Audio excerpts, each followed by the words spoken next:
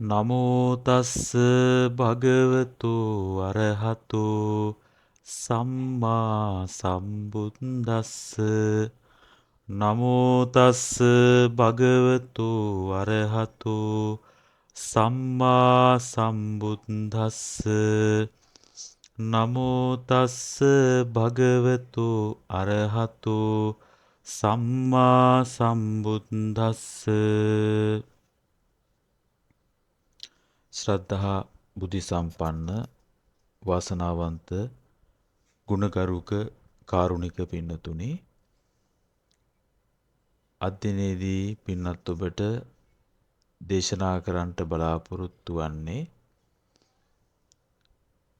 ත්‍රිපිටකයේ තියෙන දීඝනිකායේ පළමු සූත්‍රය වන බ්‍රහ්මජාල සූත්‍රය ඊටා සරල විදියට ඔබට දේශනා කිරීමට බලාපොරොත්තු වෙනවා.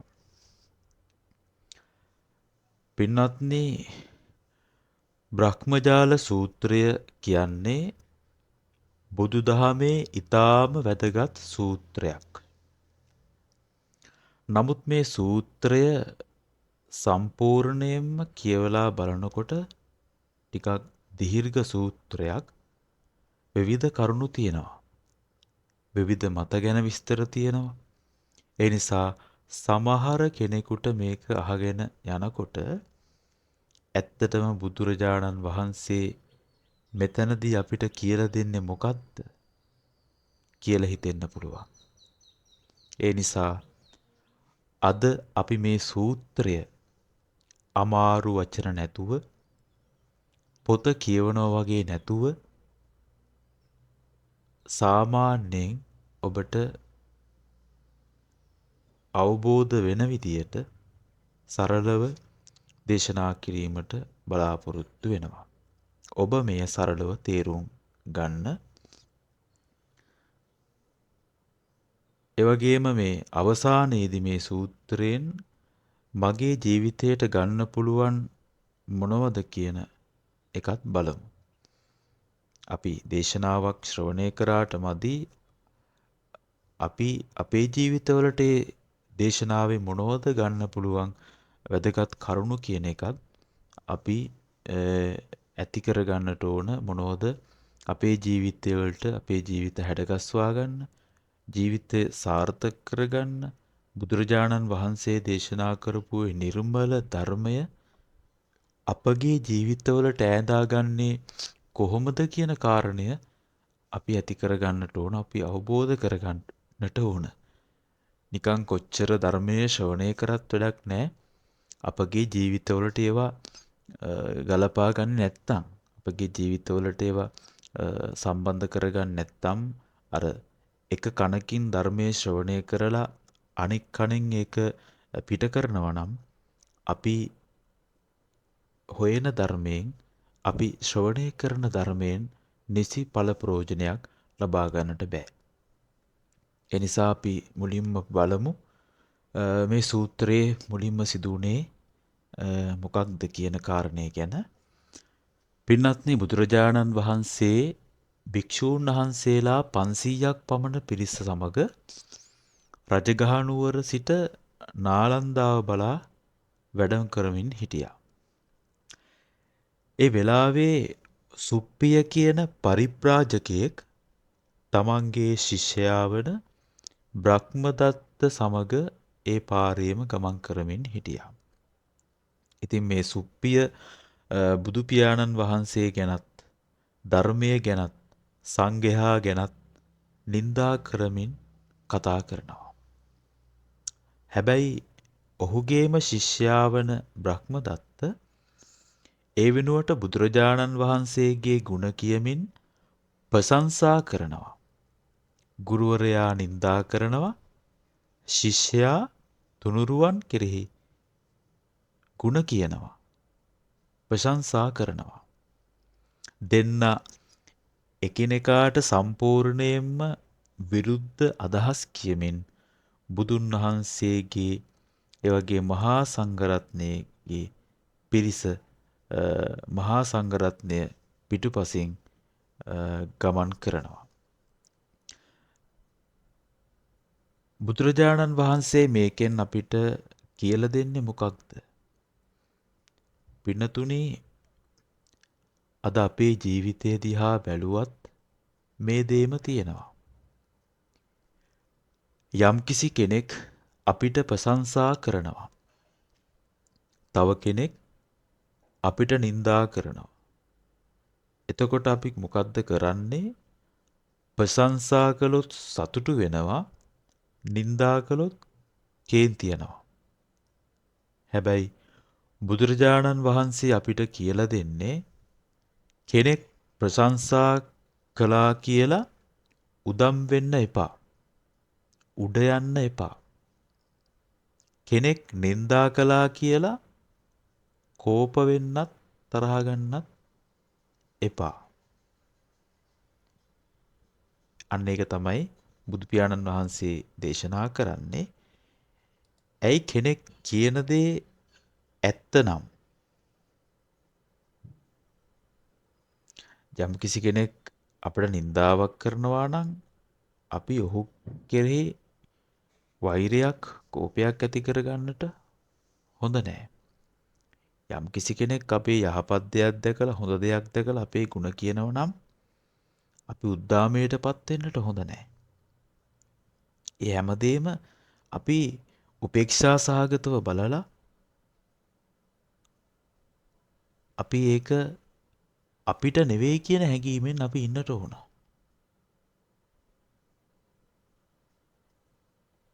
ඒ නිසා නමුත් නින්දාවක් ඇහුණාම කේන්තියෙන් පිළිතුරු දෙන කෙනෙක් අපේ සිතටම තවත් දුක් එකතු වෙනවා. බුදුරජාණන් වහන්සේගේ ගුණ ගැන කියන්නේ මොනවද? පින්නතනි, සූත්‍රය ඊළඟට බුදුන් වහන්සේගේ ශ්‍රීලය සහ ගුණ ගැන දීර්ඝ විස්තරයක් තියෙනවා. බුදුන් වහන්සේ ප්‍රාණඝාතයෙන් වැළකෙනවා, අනුන්ගේ දේ ගැනීමෙන් වැළකෙනවා, වැරදි කාමචාරයෙන් වැළකෙනවා, බොරු කීමෙන් වැළකෙනවා, නිෂ්පල කතා කිරීමෙන් වැළකෙනවා. ඒ වගේම විවිධ මිත්‍යා ක්‍රම නිමිති ආදීන් ජීවිකාව ගෙන යාමෙන් වැළකෙන ආකාරයත් සූත්‍රයේ විස්තර වෙනවා. ඒකෙන් අපිට ලැබෙන පාඩම මොකක්ද? උතුම් ජීවිතයක් කියන්නේ පිටතින් පෙනෙන දෙයක් විතරක්ම නෙවෙයි. පිටකවරේ විතරක් නෙවෙයි ජීවිතය කියලා කියන්නේ. උතුම් ජීවිතයක් කියන්නේ කය පිරිසිදු කර ගැනීම, වචනය පිරිසිදු කර ගැනීම, ජීවිතය පිරිසිදු කර ගැනීම. හැබැයි බුදුන් වහන්සේගේ උතුම් බව එතනින් අවසන් වෙන්නේ නැහැ. පින්වත්නි, බුදුරජාණන් වහන්සේගේ ශීලය ගැන කියලා සූත්‍රය නවතින්නේ නැහැ. ඊට වඩා ගැඹුරු දෙයක් තියෙනවා. ඒ තමයි සිත සහ නුවණ දියුණු කිරීම. අපි හොඳ මිනිස්සු වෙන්න ඕන. ඒක පළමු පියවර. ඊට පස්සේ අපේ සිත හඳුනා ගන්නට ඕන. ඊට පස්සේ සිතේ ඇතිවෙන තණ්හාව, ද්වේෂය, මෝහය හඳුනා ගන්නට ඕන. ඒ නිසා බුදුදහම කියන්නේ හොඳ මිනිහෙක් වෙන්න කියලා විතරක් කියන දහමක් නෙවෙයි. සිතේ දුක ඇති වෙන්නේ කොහොමද? ඒ දුක නැති කරන්නේ කොහොමද කියලා පෙන්වන දහමක්. දැන් එනවා සූත්‍රයේ ප්‍රධානම කොටස. අපි හැමෝම අහලා තියෙන දෘෂ්ටි 62ක් ගැන කතා කරන කොටසට එනවා දැන්. දෘෂ්ටි කියන්නේ සරලවම කිව්වොත් යම් යම් මත. ලෝකය ගැන මත, මම ගැන මත, ජීවිතය ගැන මත, ඒ වගේ මරණයෙන් පස්සේ මොකද වෙන්නේ කියන එක ගැන මත. ලෝකයේ සදාකාලිකද? සදාකාලික නැද්ද? මරණයෙන් පස්සේ මම ඉන්නවද? නැවත උප්පත්තියක් ලබනවද? අපි ආමිස පූජාවක් කරාම ඒකෙන් ආනිසංසයක් ලැබෙනවද? දානයක් දුන්නාම මේකෙන් අපිට ඒ කියන ආනිසංස ලැබෙනවද? මරණයෙන් පස්සේ ආපහු මමද උපදින්නේ? මේ රූපයෙන්ද උපදින්නේ? කියන දෘෂ්ටි බොහෝ තියෙනවා. විවිධ අදහස් මිනිස්සු අතර තිබුණා ඒ කාලේ. අදත් ඒක තියෙනවා. නමුත් ඒව සොයාගෙන යන පිරිස අඩුයි. බුදුරජාණන් වහන්සේ ඒ විවිධ අදහස් දෘෂ්ටි 62 ගැන විග්‍රහ කරනවා. නමුත් මෙතන වැදගත්ම කාරණය තියෙනවා. මොකද්ද? බුදුරජාණන් වහන්සේ දෘෂ්ටි 62 කියන්නේ ඒවා අපි කටපාඩම් කරන්න ඕන කියලා නෙවෙයි. දෘෂ්ටි 62. ඒවා කියන්නේ මිනිසා මතයකට බැඳෙන්නේ කොහොමද කියන එක පෙන්වන්න. අපි අදත් බලමු කෙනෙක් කියනවා මගේ අදහස තමයි හරි. තව කෙනෙක් කියනවා මගේ අදහස හරි. දෙන්න වාද කරනවා. ඊට පස්සේ කේන්ති යනවා. අවසානයේ දෙන්න සතුරු වෙනවා. මොකද උනේ? මතයකට බැඳුණා. ඒ නිසා තමයි මේකට බ්‍රහ්මජාලය කියන්නේ. පින්වත්නි, ජාලය කියන්නේ දැල. මාළුවෙක් දැලකට අහු වුණාම දැල ඇතුලේ ඉන්නවා. එළියට එන්න බෑ හිර වෙලා. ඒ වගේම මිනිසෙක් තමන්ගේම මතයකට තදින් බැඳුනාම ඒ මතය තුලම හිර වෙනවා. මම කියන දේ තමයි හරි. මම මේ විදිහටමයි හිතන්නේ. මගේ අදහස වෙනස් කරන්න කාටවත් බැහැ. එහෙම ඉන්න මතවලින් ඉන්න මිනිස්සු ඉන්නවා. එතකොට තමයි අපි ළඟ තියෙන දෙයක් නෙමෙයි. එතකොට මතය කියලා කියන්නේ අපි ළඟ තියෙන දෙයක් නෙමෙයි. මතය අපිව පාලනය කරන එකක් දෙයක් බවට පත් වෙනවා. එතකොට මතය කියන එක අපි ළඟ තියෙන දෙයක් නෙමෙයි. මතය අපිව පාලනය කරන දෙයක් බවට පත් වෙනවා. මෙන්න මේක තමයි ජාලය කියන අදහසින් අපිට තේරුම් ගන්න පුළුවන්. මේ දෘෂ්ටි ඇති වෙන්නේ කොහොමද? මේක තමයි සූත්‍රයේ ඊටාම ගැඹුරු කොටස. බුදුරජාණන් වහන්සේ අවසානයේ පෙන්වන්නේ මේ සියලු මතවලටත් අත්දැකීම් පසුබිමක් තියෙනවා කියලා. අපේ ඇසට රූපයක් හමු වෙනවා, කනට ශබ්දයක් ඇහෙනවා, නාසයට ගන්ධයක් දැනෙනවා, දිවට රසයක් දැනෙනවා, ශරීරයට ස්පර්ශයක් දැනෙනවා, මනසට සිතුවිල්ලක් එනවා. මේවා එක්ක අපිට වේදනාවක්, හැඟීමක් ඇති වෙනවා. ඊට පස්සේ තණ්හාව ඇති වෙනවා. මේක මට ඕන, මේක මට එපා. ඊට පස්සේ උපාදානය. අපි ඒක තදින් අල්ල ගන්නවා. ඊට පස්සේ ඒ අල්ලා ගැනීම අපේ ජීවිතය තවත් ඉදිරියට ගෙන යනවා. බ්‍රහ්මජාල සූත්‍රයේ අවසාන කොටස මේ විදියට ස්පර්ශය, වේදනාව, තණ්හාව, උපාදානය සහ ඉදිරියට ඇතිවන දුක්ඛ ක්‍රියාවලිය සම්බන්ධ කර පෙන්වනවා. අපේ ජීවිතයේ මේක උදාහරණයකින් බලමු. කෙනෙක් ඔබට නරක වචනයක් කිව්වා කියලා හිතන්න.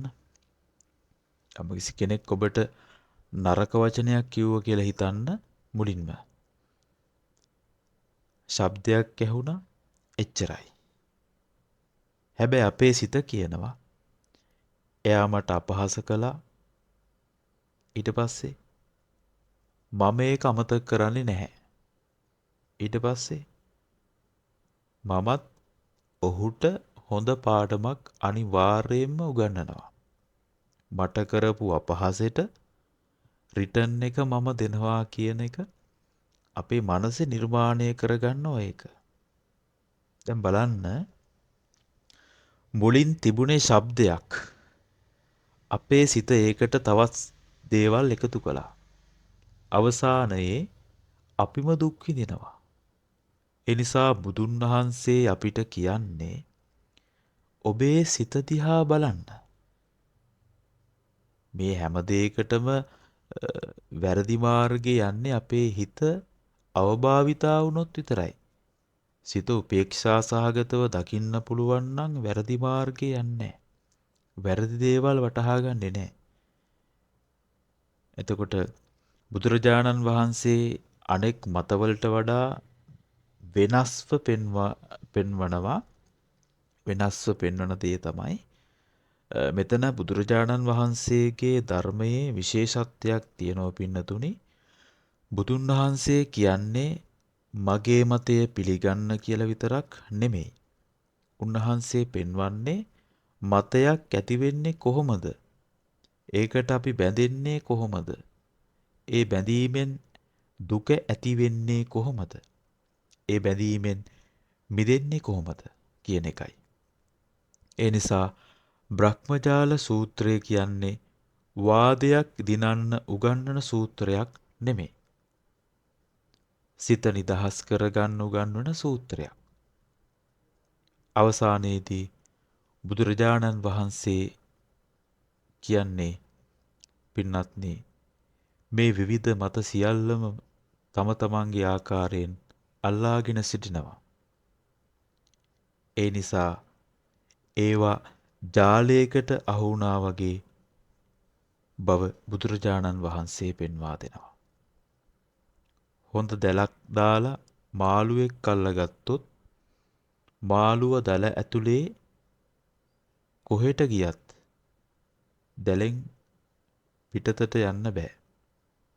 ඒ වගේම මතයකට තදින් බැඳුණු කෙනාට ඒ මතයෙන් පිටතට බලන්න අමාරුයි. බුදුන් වහන්සේ ඒ දැලින් එළියට යන මාර්ගය පෙන්වනවා. ඒ තමයි අත්දැකීම් ඇතිවන ආකාරය දකින්න. ඒවා නැතිවන ආකාරය දකින්න. ඒවායේ ආස්වාදය දකින්න. ඒවායේ ආදීනවය දකින්න. ඒවායින් මිදෙන ආකාරය දකින්න. අවසානයේ අල්ලා ගැනීම නැති කල විට විමුක්තිය කරා යන බව සූත්‍රයෙන් පෙන්වනවා. අපේ ජීවිතයට බ්‍රහ්මජාල සූත්‍රයෙන් ගන්න පුළුවන් දේ පින්නතුනේ දැන් අපි මේ සම්පූර්ණ සූත්‍රයෙන් අපේ ජීවිතයට ගන්න පුළුවන් කරුණු ටික බලමු. පළවෙනි එක කෙනෙක් නිඳා කළාම වහාම කෝප වෙන්න එපා. පළවෙනි කාරණය. මේ අපේ ජීවිතයට ඈඳා ගන්න පුළුවන් දේවල්. දෙවෙනි කාරණය කෙනෙක් ඔබව කොච්චර උඩින් තිබ්බත් අපි කියන්නේ ඔන්න මේ උඩින් තියනවා ඔබ වර්ණනා කරනවා ඔබට බටර ගන්නවා කියලා. ඒ නිසා කෙනෙක් ප්‍රශංසා කළාම උදම් වෙන්න එපා. තුන්වෙනි කාරණය තමන්ගේ මතයට වහලෙක් වෙන්න එපා. හතරවෙනි කාරණය අහන හැම දෙයක්ම වහාම සත්‍ය කියලා පිළිගන්න එපා. තමන් දකින්න නැතුව තව කෙනෙක් කියන කේලමක් පිළිගන්න යන්න එපා. පස්වෙනි කාරණය තමන්ගේ සිතේ ඇතිවෙන හැඟීම් දිහා බලන්න. උපේක්ෂා සහගතව. හයවෙනි කාරණය මම සහ මගේ කියන අල්ලා ගැනීම කොච්චර තියනවාද කියලා බලන්න. හත්වෙනි කාරණය ශීලය පිරිසුදු කරගන්න. පංචශීලය ආරක්ෂා කරගන්න. අටවෙනි කාරණය තණ්හාව හඳුනා ගන්න. තණ්හාව කියන්නේ මොකක්ද? අල්ලා ගැනීම. අල්ලා ගන්න තරමට වේදනාව වැඩි. අත්හරින්න වේදනාව අඩුයි. නවවෙනි කාරණය අල්ලා ගැනීම අඩු කරන්න. දහවෙනි කාරණය අවසානයේ නුවණින් දකින්න හැම දෙයක් පිළිබඳව. හැඟීම් වලට වහල් වෙන්න යන්නේ නැතුව හැම දෙයක්ම නුවණින් විමසන්න. නුවණින් දකින්න. පින්නතුනි අවසානය වශයෙන් ඔබට මේ සූත්‍රය දීර්ඝ සූත්‍රයක්. ඔබට ඉතාමත් කෙටි කරලා අපිට මේකෙන් වැදගත් කරුණු ටික ලබා ගන්න පුළුවන් නිසා ඔබට මේ ලබා දෙන්නේ. ඒ නිසා මේ කරුණු කාරණා ටික ඔබ හොඳින් ඔබට හොඳ අවබෝධයක් මේ දේශනාව තුළදී ඇති වෙන්නට ඇති කියලා මම විශ්වාස කරනවා. අවසාන වශයෙන් මේ බ්‍රහ්මජාල සූත්‍රය කියන්නේ දෘෂ්ටි 62ක් කියන සූත්‍රයක් විතරක් නෙමෙයි. ඒක අපේම සිත දිහා බලන්න කියලා දෙන දේශනාවක්. අපි හැමෝම යම් යම් දැල්වල හිර වෙලා ඉන්නවා. අපි හැමෝම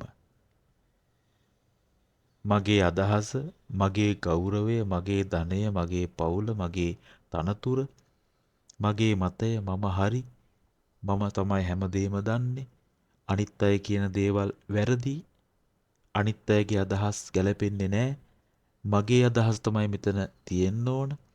මම කියන දේට තමයි හැම කෙනාම එකග වෙන්න ඕන.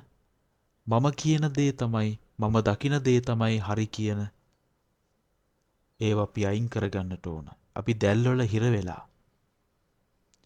ඒ නිසා මේ අල්ලා ගැනීම තමයි අපේ සිතේ දැල් බවට පත්වන්නේ.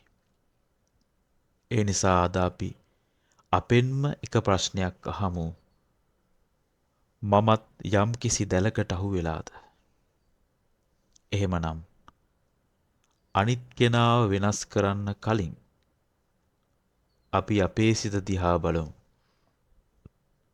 අපේ තණ්හාව දිහා බලමු. අපේ දේශය දිහා බලමු.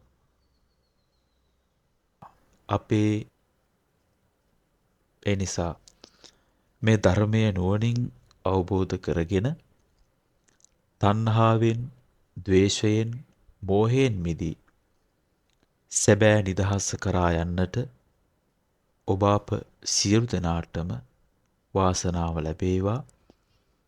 මේ උතුම් වූ ගෞතම බුදුසසුනේම උතුම් චතුරාර්ය සත්‍ය ධර්මය අවබෝධ වෙලා